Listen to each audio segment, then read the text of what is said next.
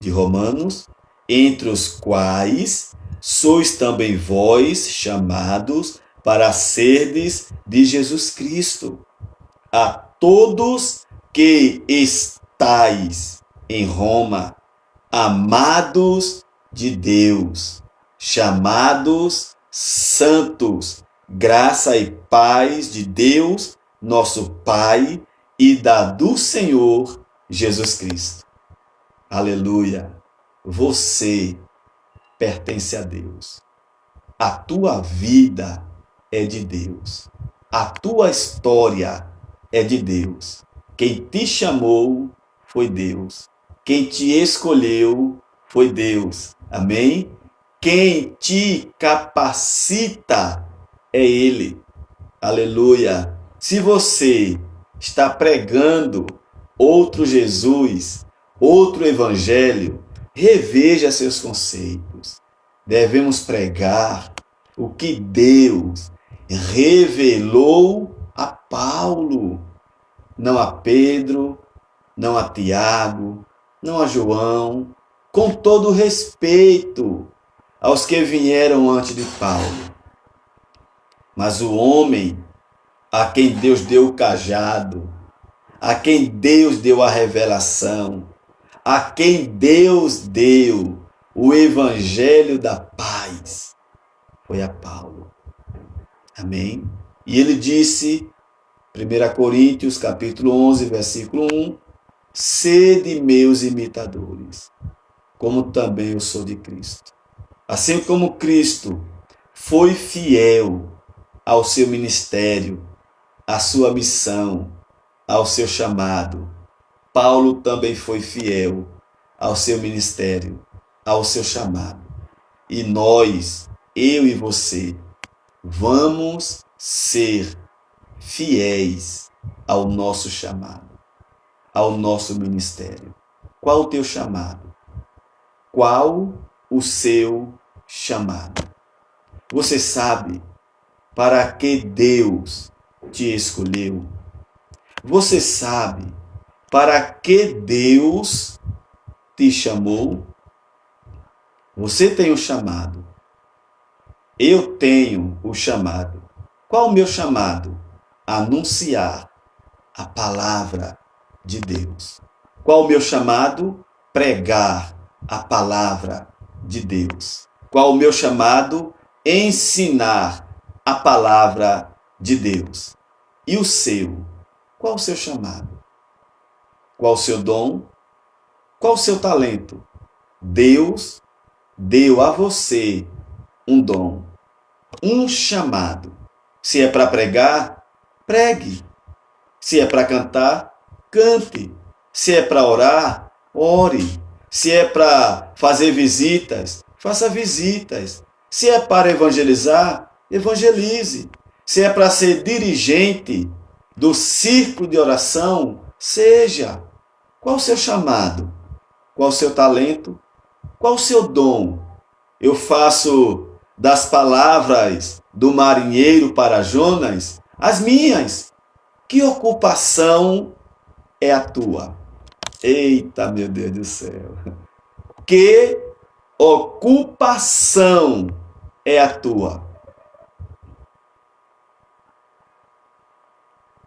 Qual é a sua ocupação na obra de Deus? Você tem alguma ocupação? Exerça a sua ocupação. Não olhe para a direita. Não olhe para a esquerda. Não olhe para as pessoas. Infelizmente, existem pessoas que não faz e não deixa outro fazer. Infelizmente, existe isso na igreja. Não deveria existir, mas existe. São seres humanos.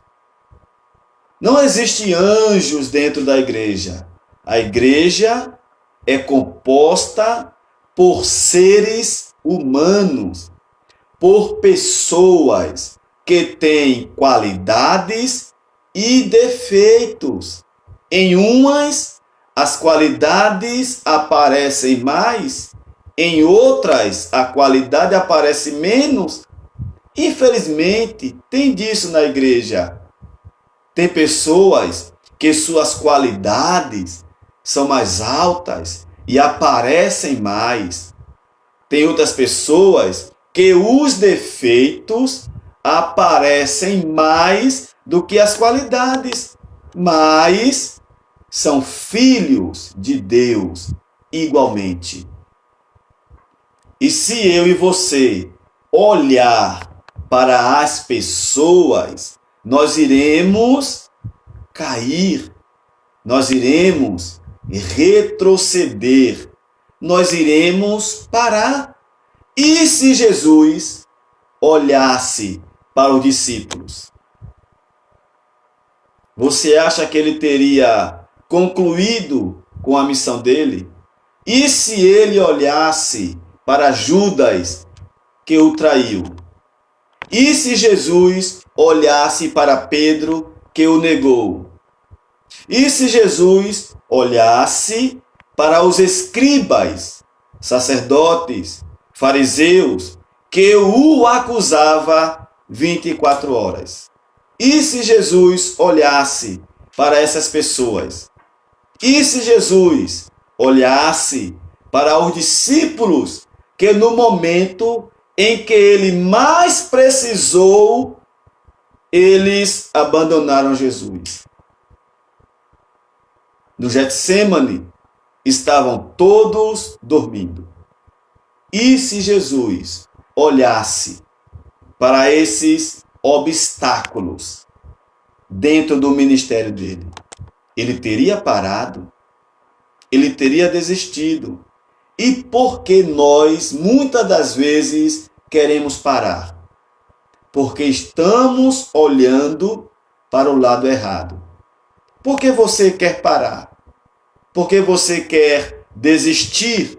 Por que você quer esfriar na igreja, na obra de Deus, no teu chamado?